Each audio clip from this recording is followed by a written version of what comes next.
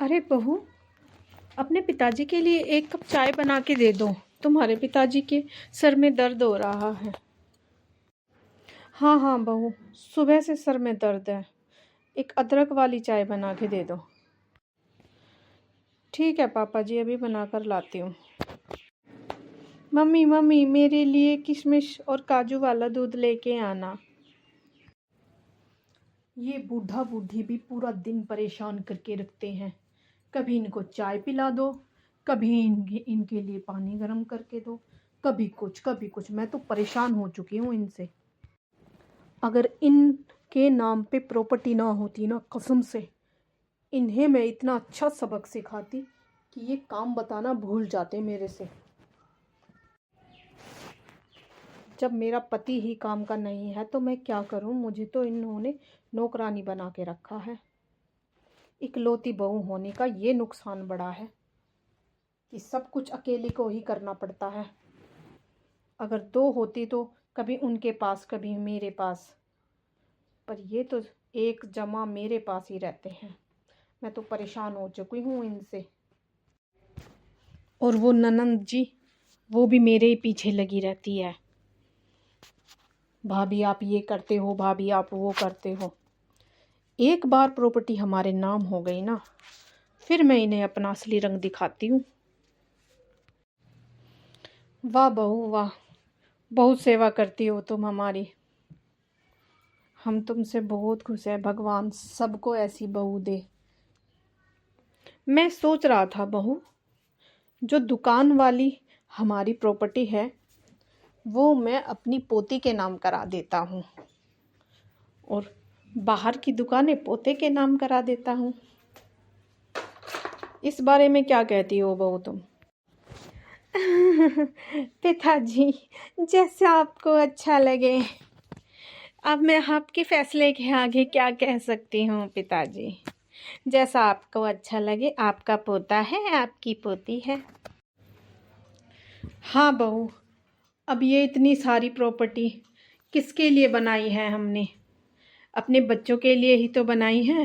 बेटी तो हमारे अच्छे परिवार में है और उसे किसी चीज़ की कोई कमी नहीं है। उसे तो कुछ चाहिए भी नहीं। ये सब कुछ तुम्हारा ही तो है और हमारे पोता पोती का। हम सोचते हैं धीरे धीरे करके अपना फ़र्ज़ पूरा करें और अपनी ज़मीन जायदाद तुम्हारे और बच्चों के नाम करा दें। बेटे के नाम तो हमने पहले ही 4 प्लाट करा रखे हैं। अब ये 4-5 और बचे हुए हैं, ये हम तुम्हारे और बच्चों के नाम करा देंगे। फिर हम गंगा जी नहा जाएंगे अपने कर्मों से। हम फिर तीर्थ यात्रा करेंगे। ठीक है बेटी, चलो हम अब घूमने जा रहे हैं और तुम शाम के टाइम मेरी पसंद का साग और मक्के की रोटी बना के रखना बेटा। ठीक है, हम घूमने जा रहे हैं। हाँ बहू, और मक्खन ज़रूर मंगा के रखना। तुम्हें पता है ना तुम्हारे पिताजी को साग में मक्खन कितना पसंद है। ठीक है मम्मी जी। पापा जी आप जाइए घूमने और मैं आपके लिए खाना रेडी कर देती हूँ। ठीक है मम्मी, मैं भी अपना होमवर्क करती हूँ। दादा दादी कितने अच्छे हैं ना मम्मी? हाँ अच्छे हैं। जाओ तुम अपना काम करो। एक बार सारी प्रॉपर्टी मेरे नाम तो हो जाने दो, तब मैं इन्हें बताऊंगी कि गर्मा गर्म रोटी और मक्खन वाला साग कैसे खाते हैं। देखती हूँ कब तक, जब तक मेरे नाम प्रॉपर्टी नहीं होती है तब तक तो मीठा बन के ही रहना पड़ेगा। एक बार ऐसा हो जाए ना, फिर मैं इन्हें बताती हूँ। और भगवान, क्या कर रही हो? बहुत खुश लग रही हो। आज तो बहुत मुस्कुरा रही हो। लगता है मम्मी पापा ने कुछ बोला है तुम्हें देने के लिए। जब जब मम्मी पापा तुम्हें कुछ देने के लिए बोलते हैं तभी तुम इतना खुश होती हो। देखो कैसे मुंह बना रहे हो। हाँ हाँ, मैं तो जैसे अपना सब कुछ अपने घर पे देख के जाऊंगी। सब कुछ तुम्हारे लिए ही तो है। ये सारी मेहनत मैं तुम्हारे लिए ही तो कर रही हूँ, मेरे बुद्धूपति। अरे मम्मी पापा जब तक हमारे नाम पूरी ज़मीन जायदाद नहीं कर देते, हमें ऐसे ही मीठा बन के रहना पड़ेगा।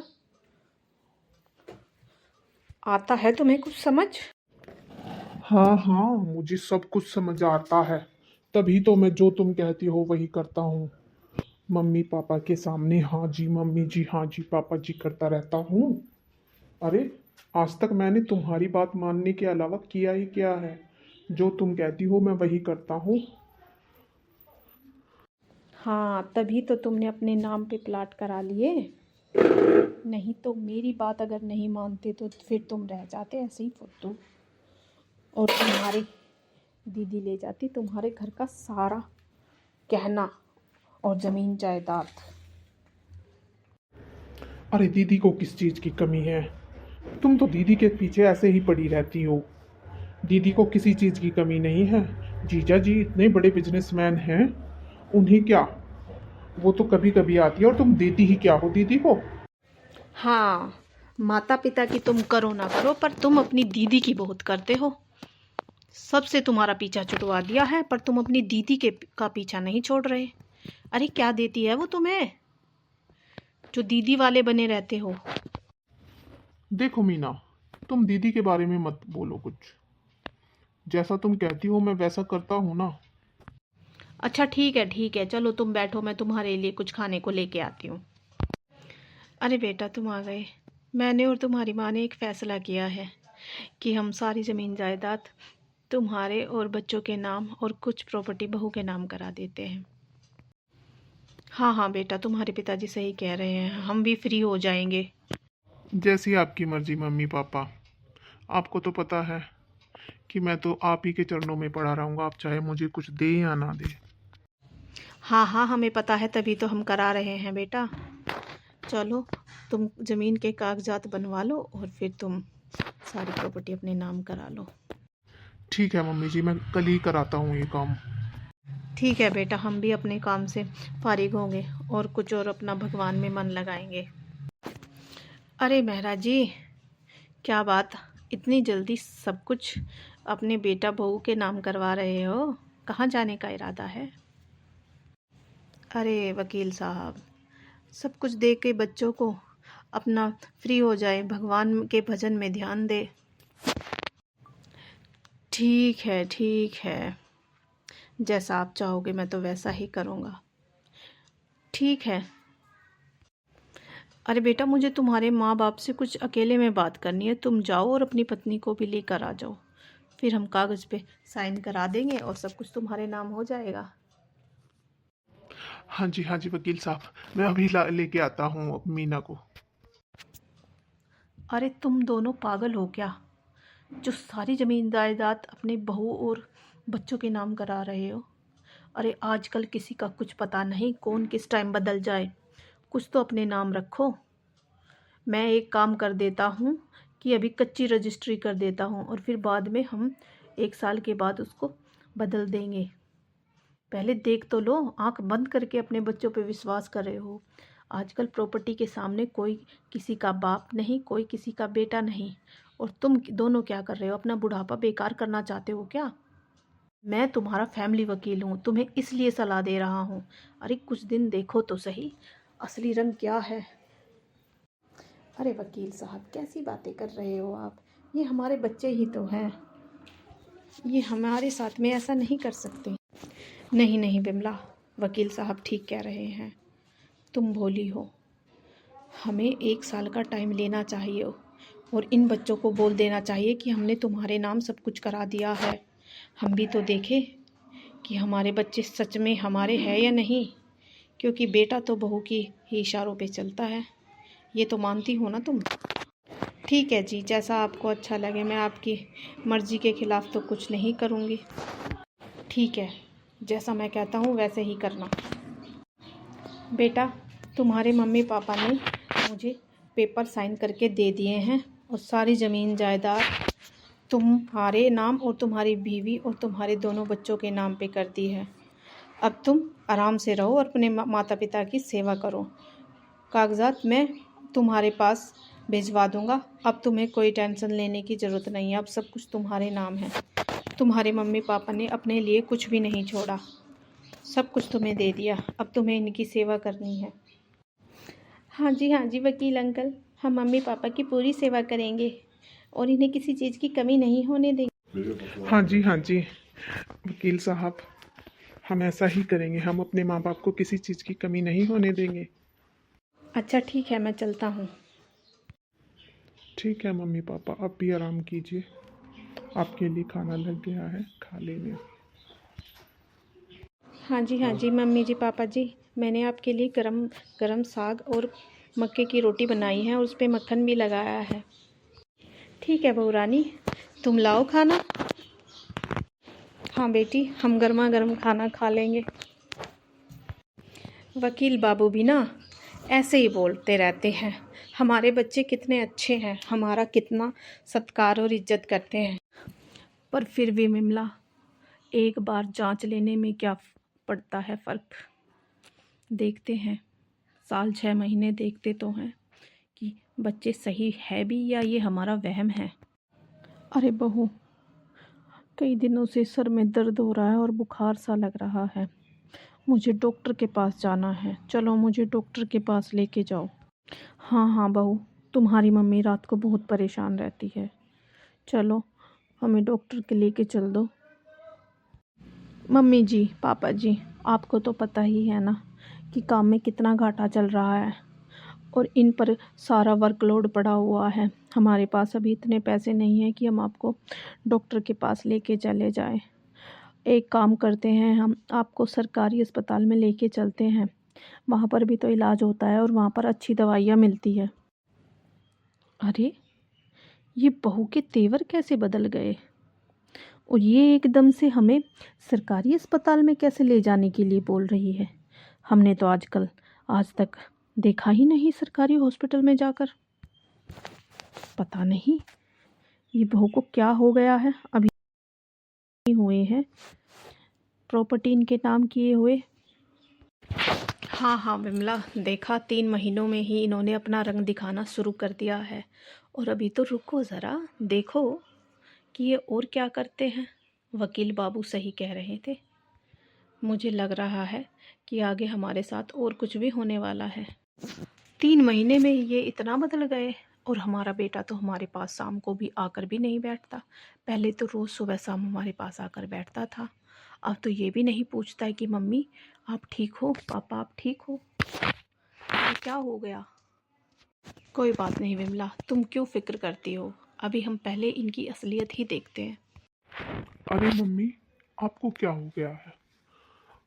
और ये मीना बता रही थी कि आप बीमार हो। अरे हाँ बेटा, तुम्हारी मम्मी 2 दिन से परेशान है, इन्हें हॉस्पिटल लेके चलो। तुम्हें तो पता ही है ना हम कहाँ पर जाते हैं।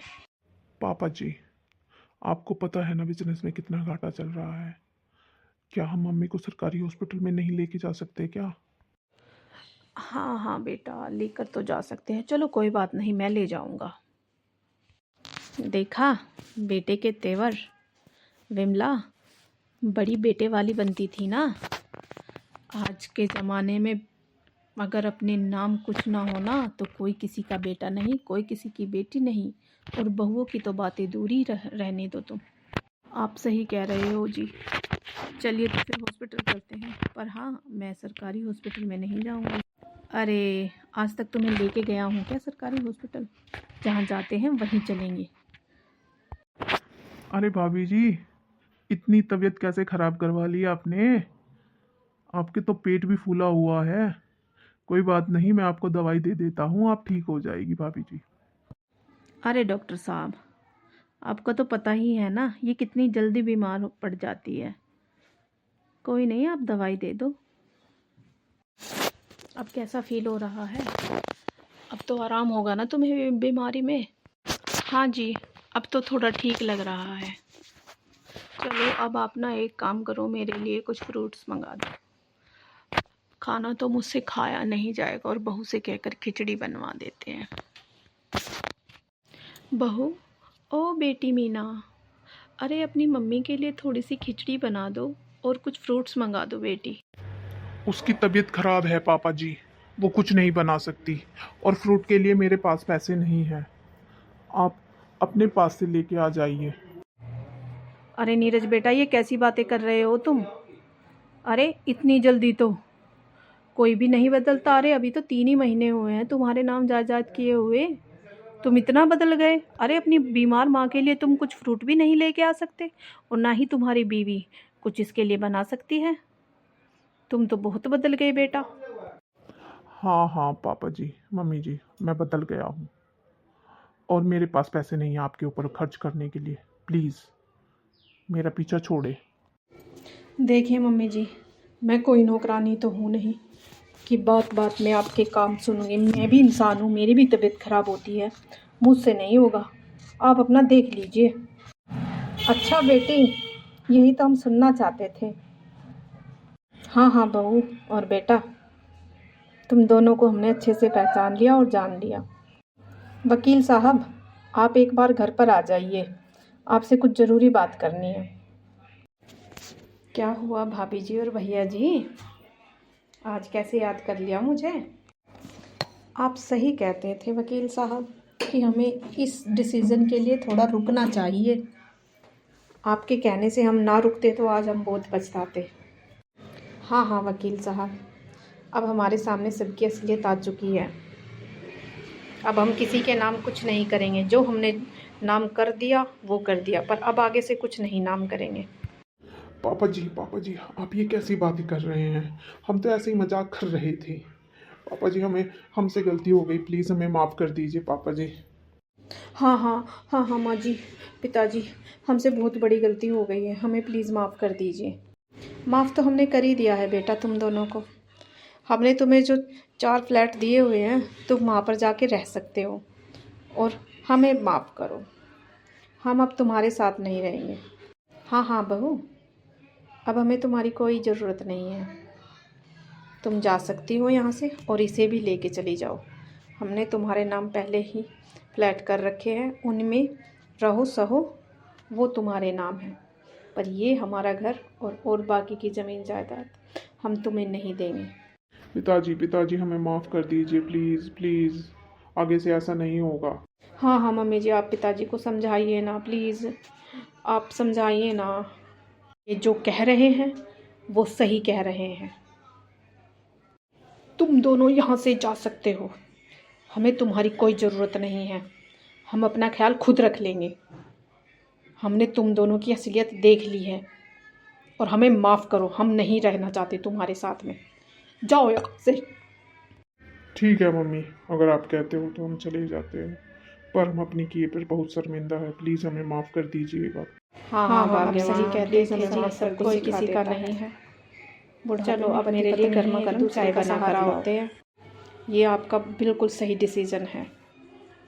मैंने बोला था ना आपको, अपना कुछ सब कुछ अपने बच्चों के नाम मत करो। अब आराम से रहिए।